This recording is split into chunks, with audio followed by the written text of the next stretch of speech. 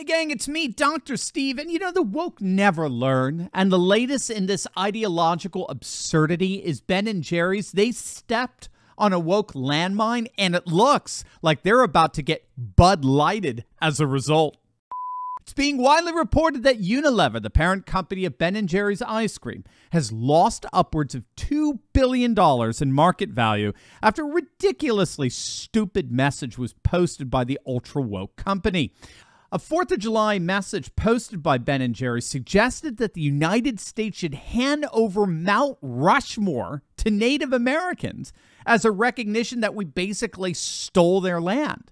According to the post, the presidential faces on the monument represent individuals who actively worked towards the destruction of indigenous cultures and the denial of their basic rights.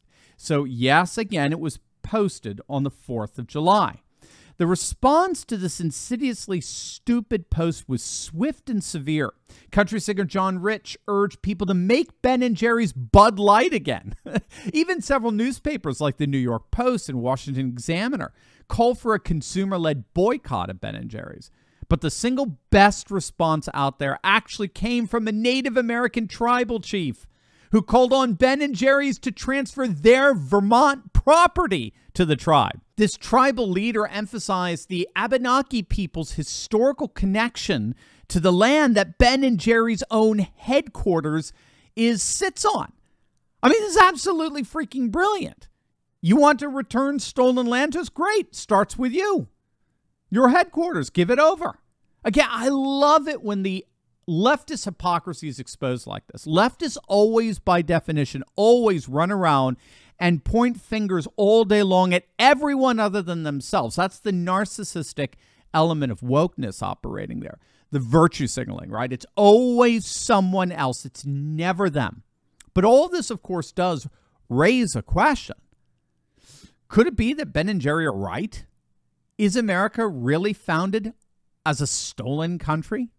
Well, according to responsible and honest historians, the answer to that is an emphatic no, and we're going to find out precisely why. But first, gang, he's done it. Mike Lindell has done it. He's taken what was already one of the most comfortable pillows in the market, and he's made it even better. That's right, MyPillow 2.0 is here. With Mike's new cooling fabric technology combined with his original MyPillow fill, gang, this is truly the most comfortable pillow out there. It's always cool to the touch and provides some of the best neck support I've ever experienced in a pillow, leading to some incredible sleep. For a limited time, Mike is providing over $150 off his new MyPillow if you use code Turley. That's right, mypillow.com/Turley will get you massive savings on a set of 4 MyPillow 2.0s. Mike is a true patriot. He's a friend of the show and a bona fide American entrepreneur. It's really a great product, so don't wait. Mike told me these new pillows, they're selling like hotcakes, as you would expect, so this offer will not last forever. Click on that link in my description and use code Turley to get your MyPillow 2.0 today. I would recommend for all of your reading a wonderful essay written by Jeff Flynn Paul. He's an associate professor of history at Leiden University. It's entitled The Myth of America as the Stolen Country. It's a wonderfully rich and insightful piece that absolutely crushes this pernicious and divisive Marxist lie peddled by people like the leftists over at Ben & Jerry's. First and foremost, Flynn Paul points out Native Americans didn't own land. This little inconvenient detail that the woke left leaves out of their anti-American screeds, I think just pulls the rug out from under them. They didn't own land in the way we think of land ownership. And that's not simply because our understanding of property and land ownership comes from the Greco-Roman legal tradition, right? The Romans developed our notion of private property rights that leftists always appeal to. Ironically, those very leftists are actually trying to destroy our private property rights. But nevertheless, they appeal to private property rights in order to undermine our heritage. But it's not just that technical issue.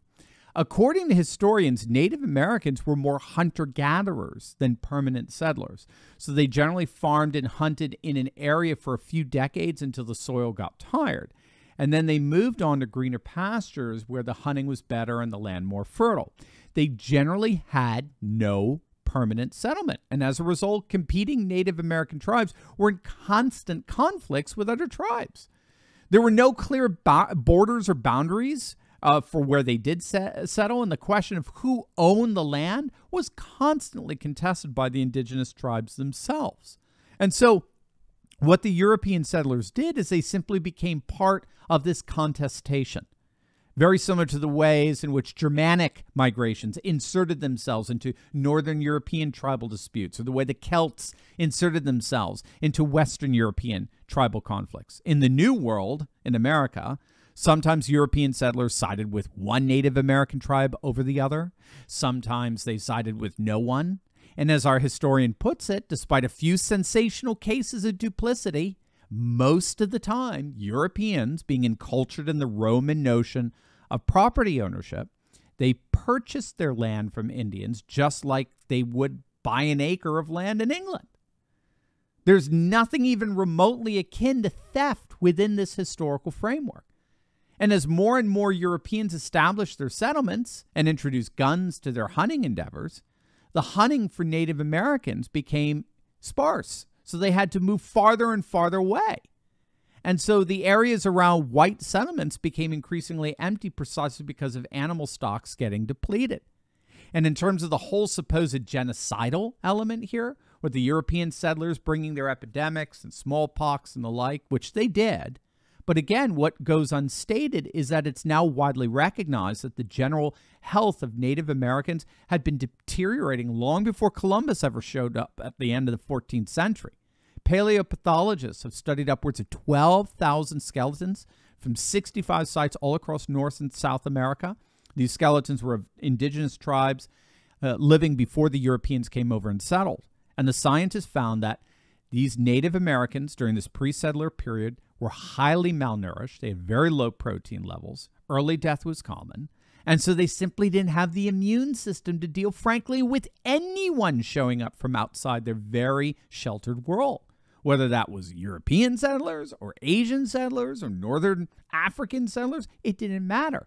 People from the old world, Europe, Africa, Asia, tended to live in very dense populations that cross-pollinated with each other for centuries, which increased their immunities to the diseases that these populations had already been exposed to. So it didn't matter who showed up. Native Americans were a smaller and more homogeneous population than the old world, and their immune systems simply weren't ready for anyone to show up. And when you combine that with their hunter-gatherer economy, it really was just a matter of time, sadly, for their population to diminish. And that's precisely what happened. But this ridiculous notion that on the 4th of July we should remember that whites stole the land from Native Americans, it's not only historically ignorant, it's not only divisive and dangerous, but as the Vermont Tribe pointed out, it's the epitome of hypocrisy. That's all woke Ben and Jerry's really are, a bunch of hypocrites. So now it's our job to make sure these woke hypocrites become broke hypocrites. Hey gang, I know what it's like to feel alone out there in these turbulent times, but I broke free. If you too have been looking for a community with like-minded patriots who are serious about resisting globalism, building a parallel economy, and having intelligent and deep fellowship on a regular basis, then you've come to the right place. In my Courageous Patriot Insiders community, we're building a close-knit movement of, by, and for patriots who are breaking free from the outrage and despair cycles of the mainstream media and taking on the fight against globalism. Every week, I deep dive into the content I can't share on big tech and give you the cliff notes on the truth of how patriots just like you are building up their communities, starting patriot businesses, and fighting the woke in both public and private. All with a few history and political lessons from yours truly, of course. If you want to stop feeling alone as a patriot and stand together with this fast-growing community, be sure to click on the link in the description below. Don't wait. Join me and my Patriot Coalition today, and let's get fighting.